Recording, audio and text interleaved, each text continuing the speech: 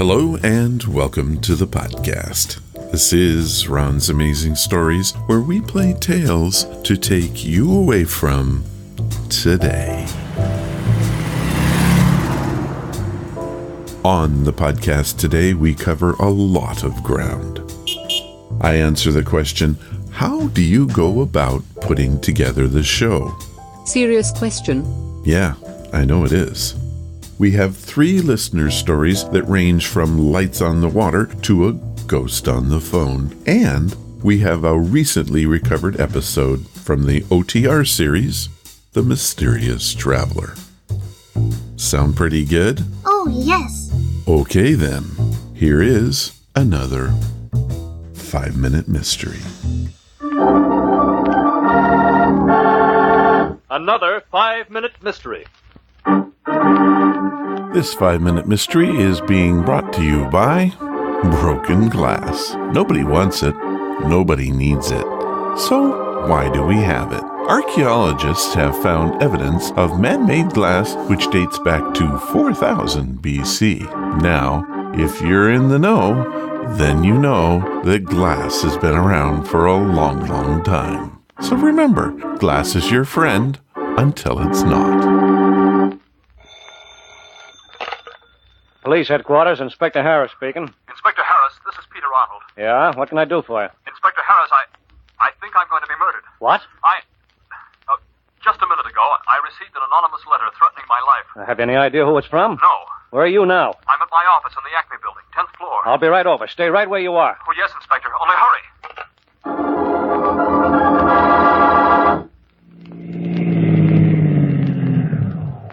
Here's the place, Chief. The Acme building. Okay. Hope we're not too late. Well, if we hurry, we can... What's the matter, Chief? Yeah. On the street, little pieces of glass. Glass? Where'd that come from? I don't know. Hey, Chief. Look up there. See that broken window? That's Arnold's office. Come on, Stacy. Something's wrong up there.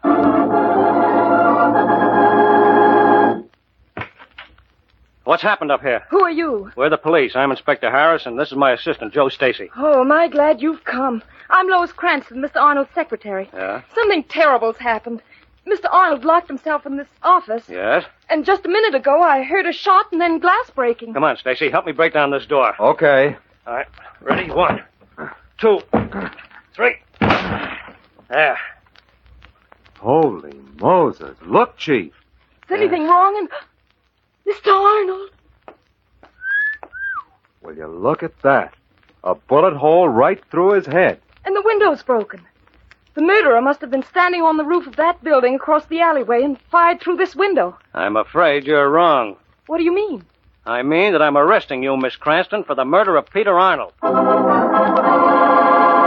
How does the inspector know that Miss Cranston murdered Peter Arnold? We'll give you the solution in just a moment. But first...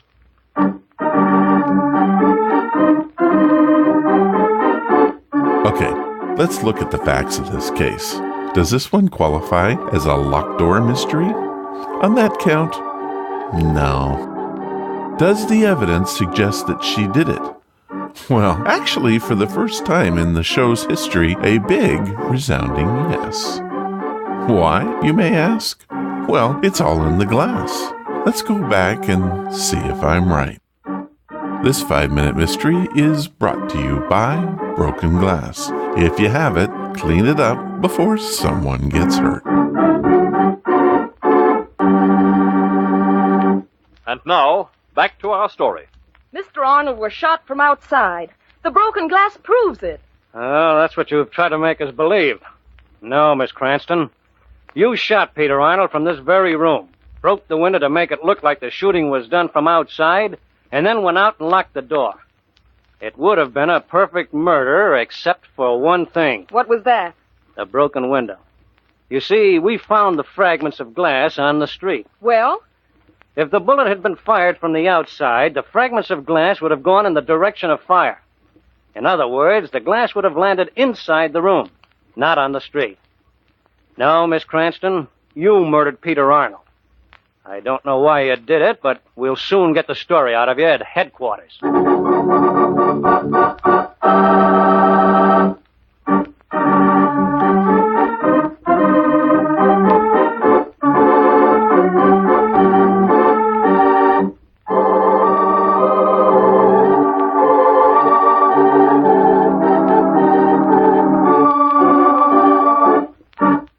so.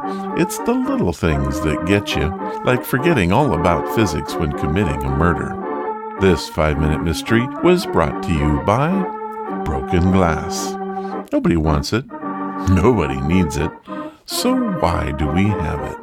Did you know that it was the Romans that first perfected the art of glassblowing? This made modern glass possible. It's true, and you can even look it up. Thank you for listening to this 5-Minute Mystery.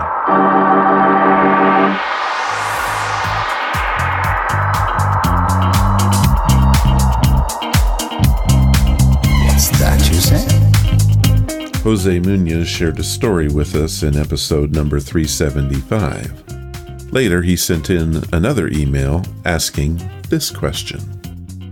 During our email thread, you mentioned something that struck a chord, that you script your show. That never occurred to me, and it certainly should have. You do it so well that it seems as if you pick up a mic and begin talking. I thought it might be interesting if you took 15 minutes just to describe to us listeners how you go about putting a show together. I know I'd find it very interesting. Just a thought, Jose from California. Well, I read that email to you guys on the show, and a number of you responded that you too would like to hear about that. So, Jim, Mark, Tom, Jesse, and Franklin, here is the answer to Jose's question. How do I put the show together? Well, for the answer to that, you have to go back to the very beginning. I started Ron's Amazing Stories in 2011 with the idea that I would present stories to you and for you. Little did I know then that you guys had other ideas for the podcast. The show first started to change its focus with notes from you on how you found the podcast, how you first came to listen to the show, or where you listened to it. I began to read these notes on the air. Gradually, I got the hint that you guys wanted to be part of the show, so I began asking for your stories. I did a few episodes of Jim Harold's Campfire with the idea that I would promote the show. Of course, this was all with Jim's permission. That brought the paranormal folks in, and all of a sudden, not only was I getting stories as to how people found the show, but I was getting stories about experiences that they were having, and pretty soon I was getting all kinds of stories. I was getting funny stories, sad, scary, and of course, I was getting them a lot. So I have to say that it was you, the listeners, that crafted how I put this show together, because you continually do your job and send in your tales. Now, how do I go about creating the show? Let's get to that. Every Monday morning, I look at a blank computer screen. Well, that's not entirely true. It's more of a list of possible segments I have to choose from. A menu, if you will. You know the segments. There is 5-Minute Mystery. These Are Your Stories. What's That You Say? Johnny, Is It True? A Moment in Time. Ghost Stories with Sylvia. Growing Up with Tom Williams. The list goes on. The first thing I have to do is choose which segments I want for the week. One thing I have to keep in mind is that I have to consider the radio side. I'm limited to 55 minutes of programming per week. I once thought about separating the two shows, but the outcry from the radio listeners told me that that was a bad idea. Once I have figured the segments out, it's time to read my emails. From here, I select which of your stories I will put on the show, and then set about creating the These Are Your Stories segment. This sets the tone of the program, and more often than not, it's where the title comes from. For example, last week's title came from Angelo's Stories from Haiti. I then edit, reply, and wait to see who approves. If I made no edits to the email, then I read them just as they are. Next up is to record your stories. I set up my soundproofing, notify the family that I'm recording, and work my magic with your stories. This is the most important thing I do all week. I have always been very picky on how I read these. You put the effort in to send them in. I need to make sure I give you my best as I read them. Once I have them, I edit the sound, run them through post, and then piece together the segment. I review it, and then this tells me how much time I have left for the other segments. The rest of the podcast usually falls into place after that.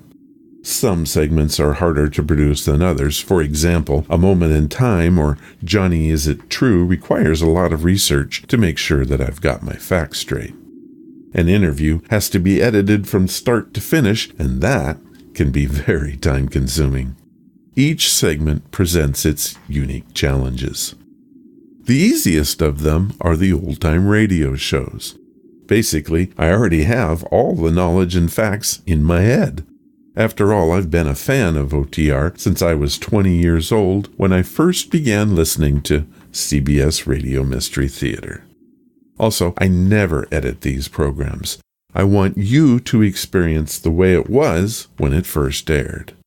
Which is why I always play first runs whenever I can, even if the quality is slightly off. Once all the segments are complete, I do the math to see if I need to make any cuts. These cuts are time-based to keep the show right at 55 minutes or as close as I can.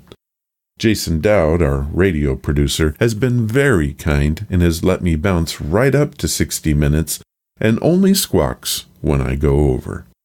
He has made some exceptions for the Horror Express episodes. He's part of that, isn't he? I wonder if there's a connection there. The last step is to review all of the segments, make sure that they pass the ACX, this stands for Audiobook Exchange Standards, and that there are no errors. I know I don't have to pass those standards for a podcast, but I want the sound to be the best it can be. Now, I don't always pass the ACX, especially on interviews, but I do the best I can. I then put the podcast together, run it through Aphonic to make sure that the output is at a proper level of -16 LUFS, loudness unit, full scale. And then I add the Arden metadata. The last step is to write the show notes and publish the finished product. That's it. And yes, I left some of the more nerdy stuff out. I know that you probably want a list of software I use for all of this, so here's a quick rundown. I use Odyssey, GarageBand, Audio Hijack, and Aphonic Productions for the editing. For interviews, I use Audio Hijack, Zoom, and Skype. I've tried just about everything out there at one point or another, and that is my current list. If you're interested in more detail, let me know, and I will be happy to sit down with you. I hope you enjoyed this little thing and that it wasn't too boring. I always like to do what people ask me to whenever I can. And now, this message from Gladys Goodies. I'm Gladdy, the dachshund, the face of Gladdy's Goodies. Are you worried about your pet's health? My parents were too, especially since I developed pancreatitis. They couldn't find any treats I could eat, so they made some. Our natural treats are healthy for all dogs, with and without health issues. We have lots of delicious flavors like chicken, turkey, salmon, sweet potato, beef, and more. With our homemade treats, you won't worry about the contents because they have no chemicals, fillers, or bad ingredients. Go to GladysGoodies.com now to get your fur friend a bag. And pick them up some swag while you're there. You'll be glad you did. Remember, we have the treats and swag to make their tails wag. Again, that's GladysGoodies.com. Again, that's GladysGoodies.com. Now don't you forget that when you go to Gladys Goodies, use our special promo code of RONS, that's RONS, and you'll receive your own 20% discount on whatever you buy. That's pretty incredible when you come down to it, and they're pretty incredible treats. And now, these are your stories. These are your stories, sent by you, for you.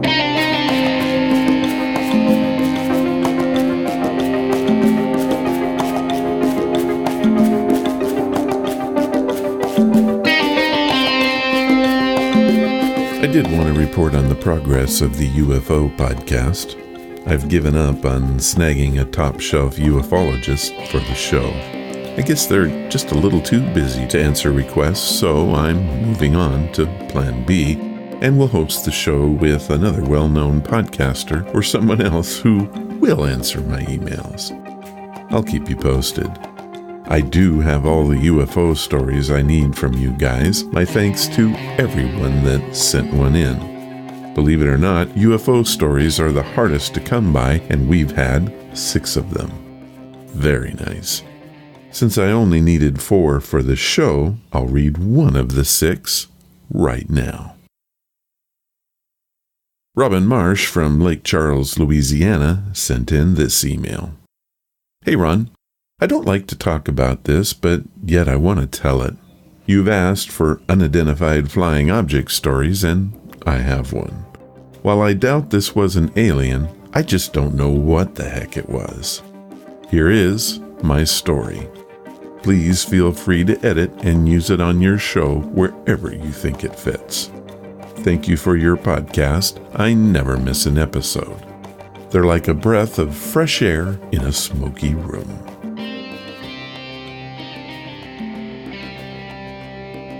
I live in Lake Charles, Louisiana. Mardi Gras in Lake Charles has a long history dating back to 1882 when Momnus, king of Mardi Gras, landed his royal yacht at the foot of Pujo Street, downtown. Mardi Gras happens each year just before Easter and one day before Ash Wednesday. I tell you this to set up the time. I also tell you because I was out celebrating with my then-girlfriend, Emu. Yes, I do think her parents hated her, but that was her name. We were downtown hopping from one party to another, and as the night wore on, the drinks were taking effect. We had just left a party at Loggerhead's bar and decided to walk down to the river to clear our heads. There is a boat dock right at the place, and the view in spring at night is nothing short of amazing. We were alone, and the night was calm. The sounds of frogs, nightbirds, and insects were our music. Emu pointed out a light that was moving pretty fast atop the shimmering water. It was heading straight for us, and at first I was sure I was just seeing things. It then stopped dead in its tracks, like it saw us too. I thought it had to be a firefly. After all, it was spring, and I remember hunting them as a kid. However, this firefly began to change colors. First red, then blue, yellow, and then back to red. Emu said it must be a drone. However, it then did a very undrone-like thing and made the infinity circle right there on the river. It kept this up for several seconds and then flew back using the same course it had used to approach us. It blinked out after it had gone about 60 feet and was gone. What did we see? It was no drone. I did a few internet searches, and no drone is capable of flying fast enough or precise enough to make any kind of symbol. I admit to having drank a lot that night, but I'm just as sure that my head was clear enough to know that we saw something. By the way, the next morning we both woke up, Emu and myself, with no hangover effects, which of course is impossible. Robin Marsh, Lake Charles, Louisiana. Well, Robin, that certainly does fit the category of a UFO story. I did a little research myself, and there are ways that a drone could have flashed that symbol, but it would have to have a highly sophisticated laser system on board, and that seems highly unlikely. If you saw the Super Bowl this last February, you saw such equipment being used. However, none of those drones projected images, and it was more of a precision flying expo than anything else. So, what did you see? I have no idea whatsoever, but I do thank you for your story, Robin. It is a head-scratcher.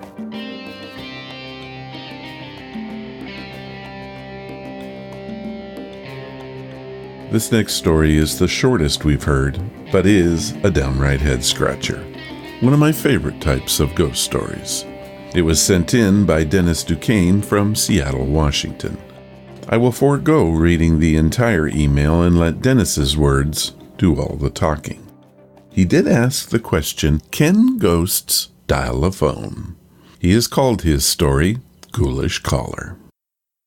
One night, a friend rushed me out of the house to catch the opening act at a local bar's music night. After a few drinks, I realized my phone wasn't in my pocket. I checked the table we were sitting at, the bar, the bathrooms, and after no luck, I used my friend's phone to call mine.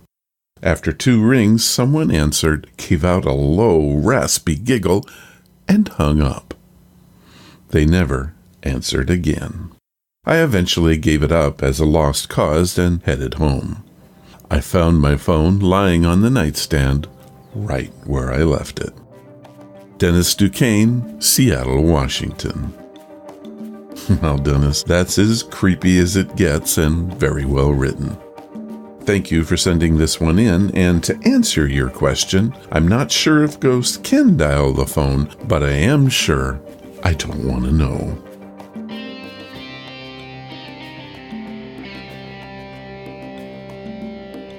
Our last story comes from Michelle Frolic Young, who had a very strange experience with her 2-year-old daughter, and here is just the story. When my daughter was 2, I found her twirling paper towel tubes tied with twine in the air. I asked her, what was she doing? She said she was practicing her nunchucks. I was very confused as she had no way of knowing what they were. I asked her what she meant, and she said that Adam told her how to make them and shows her each night how to use them. She went on to say that Adam told her to practice because she may need to know how to defend herself someday. I almost freaked out, but asked her what Adam looked like. She said he was tall, blond, and had blue eyes. She added, Mommy, you know how he looks. You knew him. He died of a headache. I had to leave the room.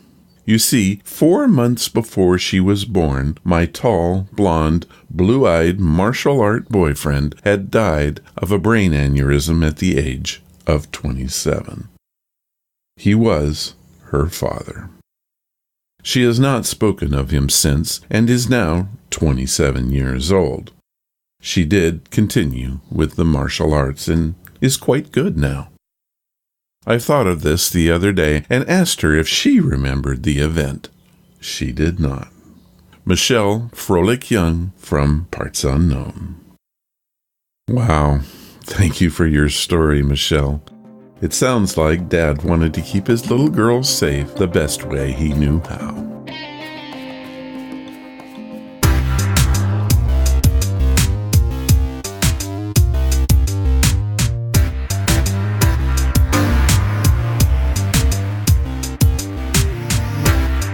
When I'm searching for stories to share with you guys, I sometimes find things that I've never heard before, and it's amazing. That is the case today. While the story may not seem all that original to you, stop and think for a minute that what you're about to hear was recorded over 70 years ago.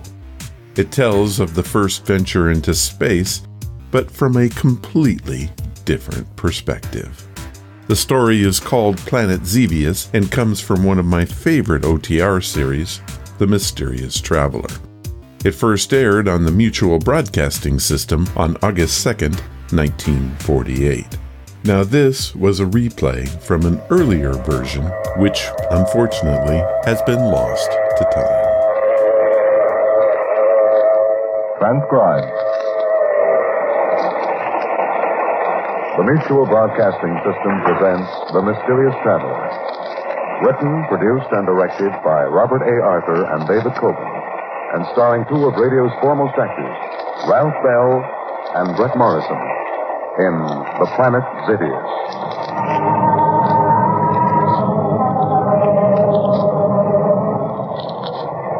This is The Mysterious Traveler, inviting you to join me on another journey into the realm of the strange and the terrifying.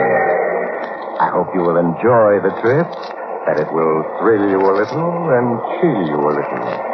So settle back, get a good grip on your nerves, and be comfortable, if you can, as I retell a story which so many listeners have asked to hear again.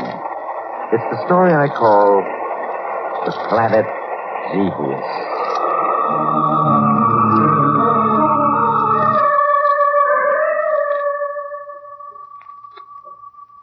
Our story begins in a large, darkened laboratory filled with intricate machinery and instruments. A half-dozen engineers are seated before control panels which run the length of the laboratory, while two small, slender men stand in the middle of the room looking up at a large screen. A screen which reveals the celestial heavens to them. The two men follow closely, anxiously, the movement of a pinpoint light across the screen. Signal's coming in much stronger, Commander. Yes. The ship is approaching the stratosphere. I think that this time we've succeeded. Let's hope that all goes well in the landing. Yes, we've waited so long for success. Pay close attention to the controls, men. The IPX-4 will soon enter the stratosphere. Prepare to land it. Pardon me. Commander Destro? Yes, what is it? My name is Vidray. I've been assigned by the Scientific Council to act as historian for the work you're engaged in. I see. Well, you come at a most momentous time, Vidray. If you look at the screen above us, you will see history in the making. Oh, allow me to introduce Professor Capaccio, our chief scientist. How do you do, sir? I'm happy to meet you. You were saying, Commander, that history was being made this very moment? Yes. You see that small pinpoint of light on the petro screen? Pinpoint of light? Oh, yes, I see it. That is the IPX-4, interplanet experimental ship number 4. This year will go down in history as an epoch-making year. You mean that you've actually succeeded? Excuse me. The IPX-4's entered the stratosphere. Attention, Master Control. Prepare to land the IPX-4. Switch on retarding jet number 1. Switch on retarding jet number 1. Switch on retarding jet number 2. Switch on retarding jet number 2. Instrument reading. Speed, 1,200 miles per hour. Altitude, 60,000 feet. 900, 40,000. 700, 30,000. 500, 20,000. 300, 10,000. Speed, 100 miles per hour. Altitude, 2,000 feet. Signal base crew to stand by. Base crew signal to stand by. Instrument reading. Hovering 500 feet. 300. 100. Flight completed. The IPX-4 has landed, gentlemen. And with it, a new era has begun. An era in which we shall travel through the entire solar system to other planets. You finally succeeded. Yes. And the crew, they came through without any injuries or ill effects? The entire flight was controlled by us from this laboratory. The only crew we had on that ship were animals. The animals are alive and well. The flight vision screen aboard the ship permitted us to see and hear them every moment of the flight. Now there remains but the final step. A flight with human beings as the crew? Yes. We shall start to prepare for it immediately.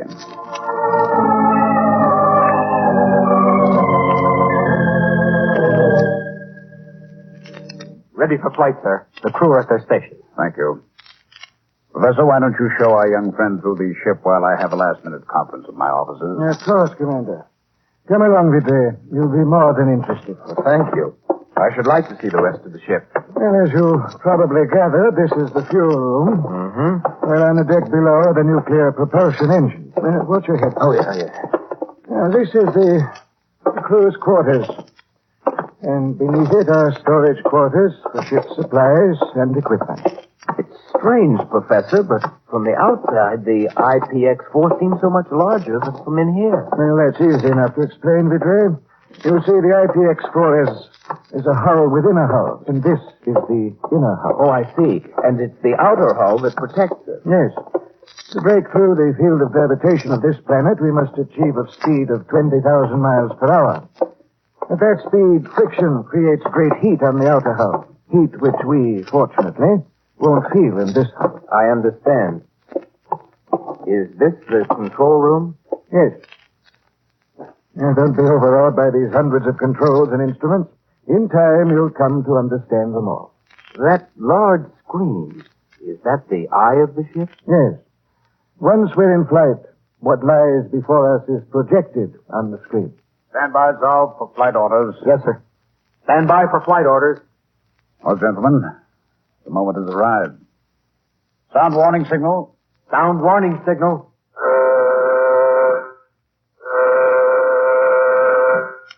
Switch on flight vision screen. Switch on flight vision screen.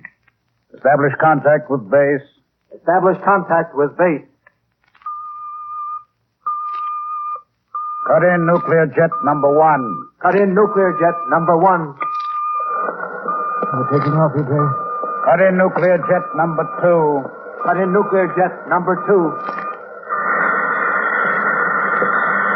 Instrument reading.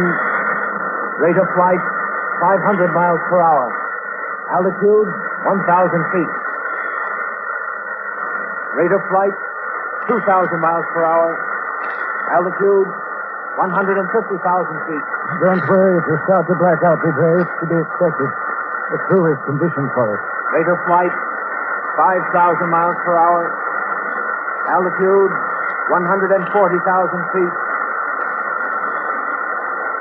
Rate of flight, 10,000 miles per hour. Altitude, 300,000 feet. This is the crucial moment, Idre. Rate of flight, 11,000 miles per hour. Altitude, 500,000 feet. Rate of flight, 13,000 miles per hour. Altitude, 700,000 feet. Feel that surge, Professor? We've broken through. We're in space. Yes.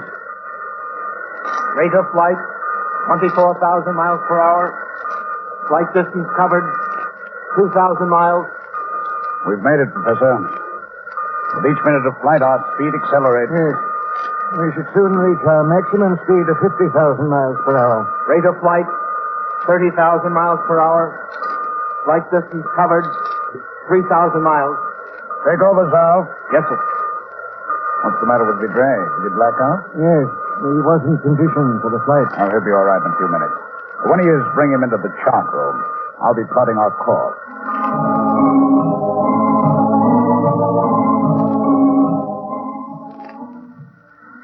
Come in, Vidre, Professor. How do you feel, Vidre? I'm all right now, sir. Have a seat. Thank you. I've just been plotting our course to the planet Zevious. Zevious, sir? Why Zevious? It isn't the nearest planet. Well, that's quite true, Vidre. But through the use of a spectrometer, we've been able to determine that Zevious can support human life. The composition of the air on that planet isn't much different from our own. The air of our planet contains 22.8% oxygen and 77% nitrogen, and traces of other gases. And Zevious? On Zevious, the oxygen content is 20.5%, a little less than our own. The nitrogen content is 79%. Well, we shouldn't have too much difficulty breathing on Zevious. I'm afraid I'm not too familiar with Zevious. How does it compare with our planet in other respects? Well, 3/4 of Zevious seems to be water. The land is divided into 2 continents. Very much like our own planet. Yes. The circumference is approximately 28,000 miles. 300 years ago, our astronomers noted huge explosions on Zevious. For a time, they thought it was disintegrating. But it didn't. Yes, and since those huge explosions 300 years ago, there have been no additional ones. Professor, do you think there might be human life on Zevious? Oh, it's quite possible, Vidre. We should reach Zevious in 60 days. Perhaps then, Vidre, we shall have the answer.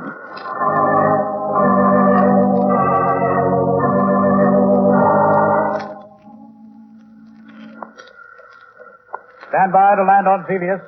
Attention, crew members. Stand by to land on Zevious. We're approaching Zevious already. It's exerting a strong pull toward its surface. Yes. Switch on radar sender. Switch on radar sender. Our radar signals are reaching Zevious and being reflected back off its surface. As we get closer, the speed of the signal will accelerate. I see. Cut nuclear jet number 2. Cut nuclear jet number 2. Cut nuclear jet number 1. Cut nuclear jet number 1. How quiet it is. Seems strange not to hear the engines after 61 days. Instrument reading. Rate of descent, 500 miles per hour. Approaching stratosphere. Altitude, 400,000 feet. Rate of descent, 600 miles.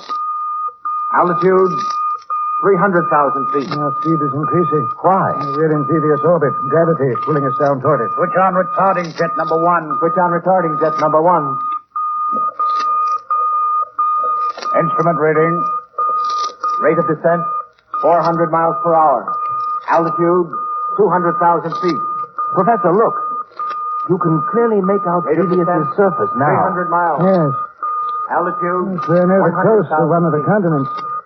That small silvery thread is a river flowing into the 100 sea. miles per hour. Green it is.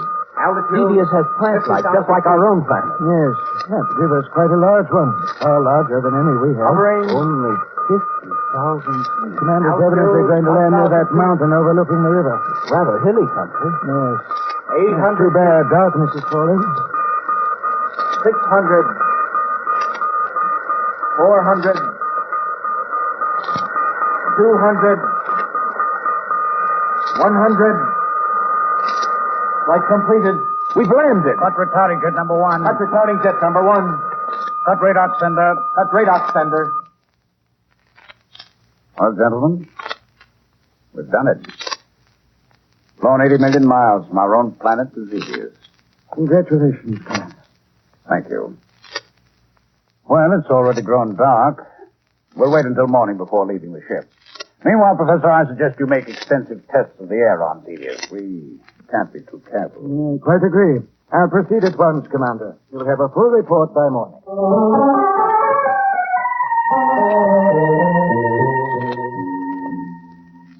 Good morning, Professor. Good morning. Good morning, sir. Well, I've made a thorough analysis of the air, Commander, and it substantiates our earlier findings. In other words, we can live out there. Yes. Well, we may find ourselves a little short of breath now and then due to less oxygen, and we're used to it. It's perfectly safe. Good.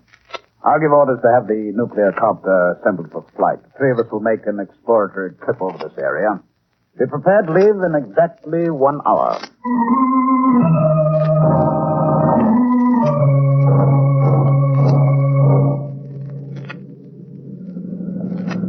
We're ready for takeoff. I suggest you fasten your safety belts, gentlemen. I'm ready. Stand clear. We'll rise straight up and have a look around. Look. We're high enough now to see the river. It's enormous. Yes. I should estimate it to be at least, a mile in width. Seems to flow into that bay and then out to sea. Professor, look. To your left, across the river. What are you pointing to? All I see are trees and greenery. Well, wait till we rise a little higher. Yes. That greenery is growing on top of immense ruins. You see them, don't you, Commander? Yes, I think you're right, Pedro. Apparently it's an island. Yes, it is. Let's fly over and have a look. The island itself doesn't seem to be very large. Oh, yes, I see the ruins now. And they're barely discernible under the growth of trees and grass that covers it. Well, where are you going to land, Commander? We'll put down on that huge ruin directly ahead. From it, we'll have a good view of the entire island.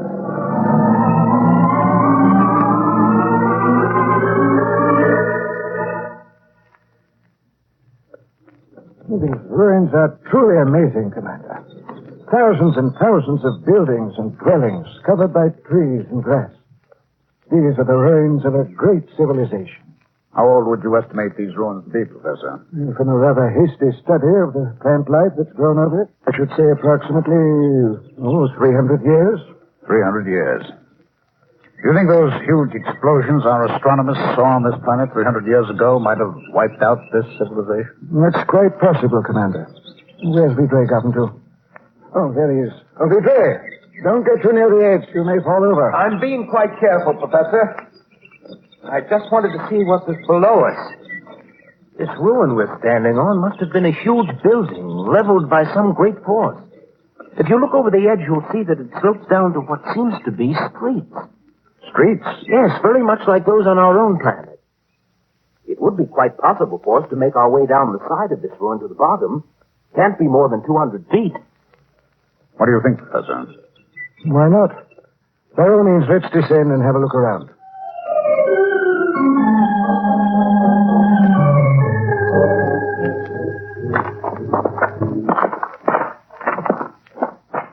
Well, we only have a few more feet. Watch your footing here. These rocks keep giving way beneath me. Yes. It'd be quite easy to break a leg here. You all right, Professor? Yes, Commander. Well, here we are. Oh, it seems as though we've descended 1,000 feet instead of only 200. Yes. It's rather dark down here. Everything's in shadow. Yes, you were quite right, Vidre. Beneath this rubble we're standing on, there seems to be a paved street. Let's have a look around, shall we?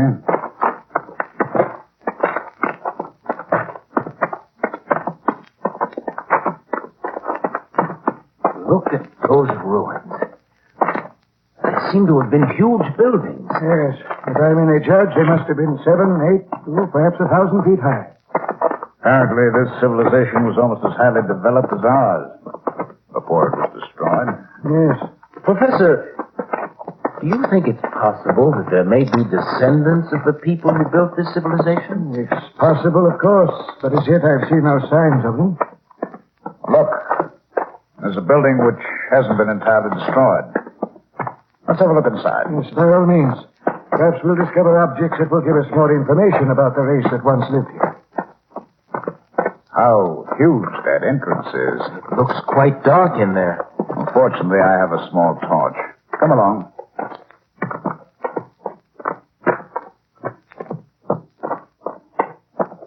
Look at the size of this chamber. Why, the ceiling is at least 40 feet high. Professor, this building must have been an institution, a library. Look at the thousands of books lying on the floor, simply rotting away. Yes, you're right. Look at this book, Professor. It's about twice the size of our own. Yes. It's too bad it's been exposed to the elements. Pages are yellow. The printing is all but faded. Here's another one on the floor. It's a much larger book, and bound in some sort of animal skin. Let me see it. Yes, this is in much better condition. We shall take it back to the ship, Vidre. See if one of our scientists can decipher the language it's printed in. Professor, would you come here for a minute? Oh, yes, of course. Look. These ashes on the floor. Looks like the remains of a fire. Yes, you're right. It appears to be only a few weeks old. A few weeks old? Then that means... Yes. There were survivors of the Holocaust that destroyed this civilization. Their descendants may be here, in these ruins, watching us. That's quite possible. However, we're armed. I wonder what they look like. Perhaps after a time, when they get used to the sight of us, they'll show themselves. Yes. What was that? Sounds like a signal of some sort. Yes, you're right. I suggest we leave, Commander. Yes, come along.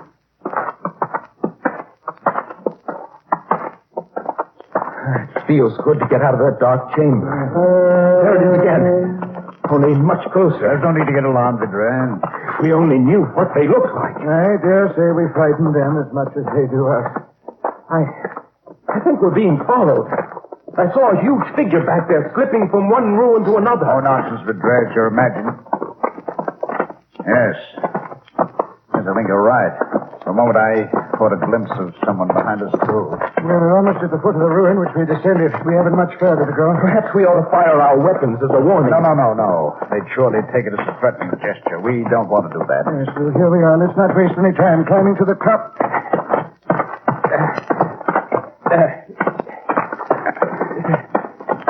Yes, they still seem to be following.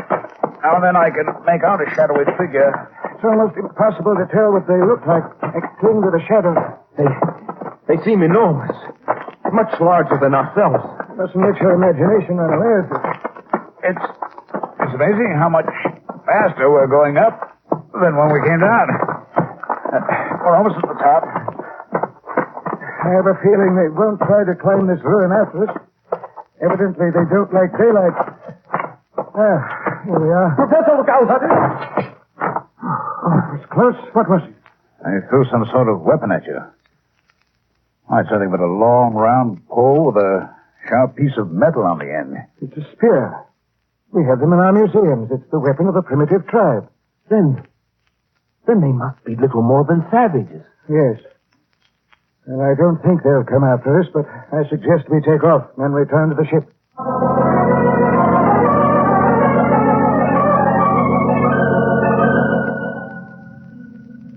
Lal? Yes, sir? I don't expect any trouble, but turn on the radar system for protection. If anyone approaches the ship, the alarm will go off. Yes, sir. Why are you so fascinated by that spear, Vidray? You've been examining it for 10 minutes now. But it's just that... Well, it's an enigma, Commander. We find the ruins of a great civilization. Huge buildings, dwellings, streets. A city that must have had 4 or 5 million people. What happened to them? We can only surmise, Vidray.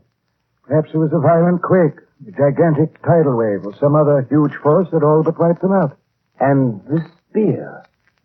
Could it have been hurled by a descendant of that great race that built all that? Yes, it's quite likely. But look at this spear. The man who threw it was little more than a savage. Perhaps the wheel of evolution has slowly turned to its starting point. It's difficult to say. The alarm. Someone's broken through the radar system. All crew members, attention. Report to station. Switch on radar screen. Switch on radar screen. It's too bad night has fallen. Screen reveals nothing but shadowy trees. Yes. What's that? Sounds very much like spears bouncing off the hull. Yes, we're being attacked.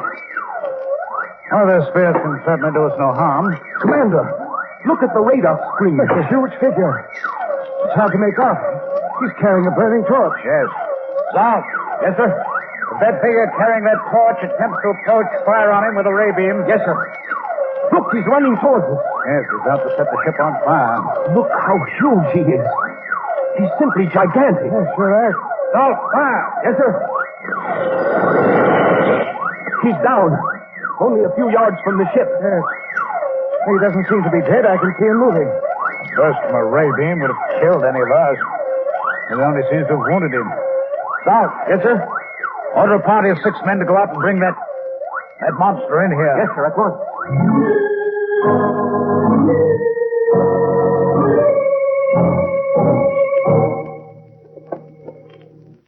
They're bringing him in now, Commander. Yes. Bring him over here, man. He's much too big for the bed. All right, lie him down on the floor. Good. That's it. He's dying. I'm afraid there's nothing we can do for him. He's trying to say something. If we only knew his language.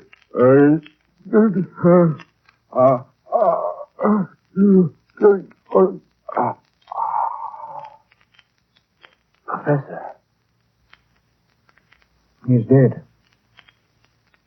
Too bad. Sorry we had to fire on him. I was hoping we could establish friendly relations with the people of Zevious. Look at the size of him. He's gigantic.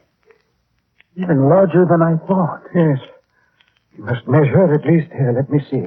Professor, the leather-bound book you found in the ruins. I've succeeded in deciphering the language. I've already translated the first 2 pages. Be patient a moment, Leto. I want to finish my examination of this Planet Zevious. Just amazing. Simply amazing.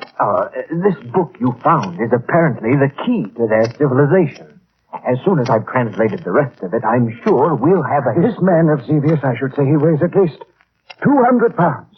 And as for his height, he's at least 6 feet 1. 6 feet 1? Why, that would make him almost twice as tall as we are. Yes. But that isn't all. He only has 5 fingers. 5 fingers? Are you sure? Positive. Please, sir, I wish you'd let me read you the translation of the book you found in the ruins. Oh, yes, Pedro. By all means. Go ahead. Well, I've translated only the first 2 pages. It begins this way. When God began to create the heavens and the earth was a desolate waste, with darkness covering the abyss, and a tempestuous wind raging over the surface of the waters. It's evident, sir, that this planet we know as Zevious was called Earth by the race that wrote this book. Earth. I wonder what happened to the people of Earth that brought their civilization to an end.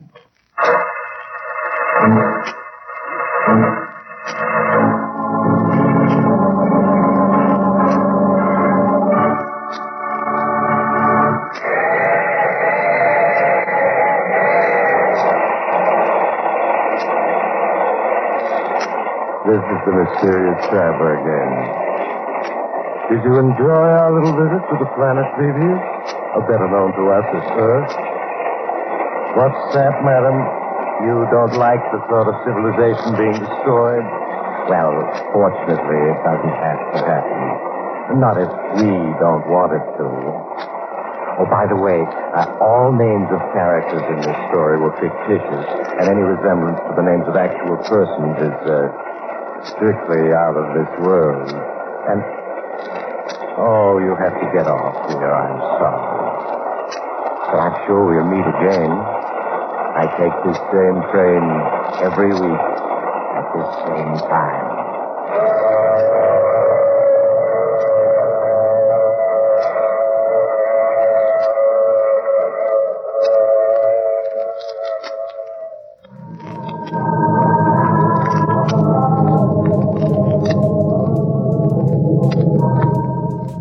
You have just heard The Mysterious Traveler with Maurice Tarplin in the title role.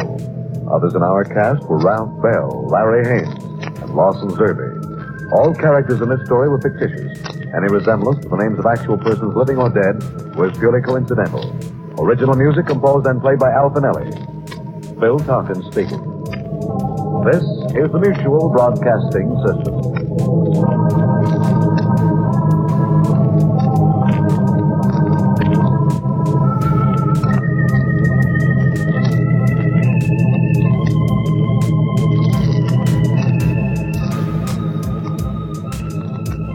What a great story, and pretty good shape, too.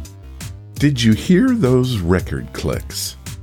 The Mysterious Traveler was one of those series which was transcribed. They would record the show on huge discs and ship them to various radio stations for broadcast. Most of these discs were reused for other recordings. Because of this, only 75 of the 370 shows of The Mysterious Traveler remain today. The good news is that the quality of the recordings is usually excellent. The Mysterious Traveler was an anthology radio series, a magazine, and a comic book. All 3 featured stories which ran the gamut from science fiction to fantasy to straight crime drama of mystery and imagination. The popularity of the series spawned other supernatural shows such as The Sealed Book, The Strange Dr. Weird, and even one of my favorites, The Inner Sanctum Mysteries. How about that?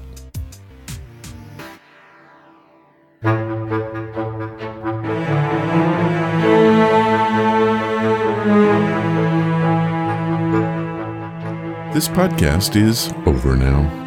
I want to thank Jose Munoz, Robin Marsh, Dennis Duquesne, and Michelle Froelich Young for taking part in the show. It is all about you guys. If you want to follow the podcast or the blog, just head to ronsamazingstories.com. There you will find the links you'll need. And if you would, please leave reviews and feedback about the show. This really does help us to grow. Do you know someone who might enjoy the podcast? Why not tell them about it today? Thank you for listening, and I hope you come again to find out what are Ron's Amazing Stories.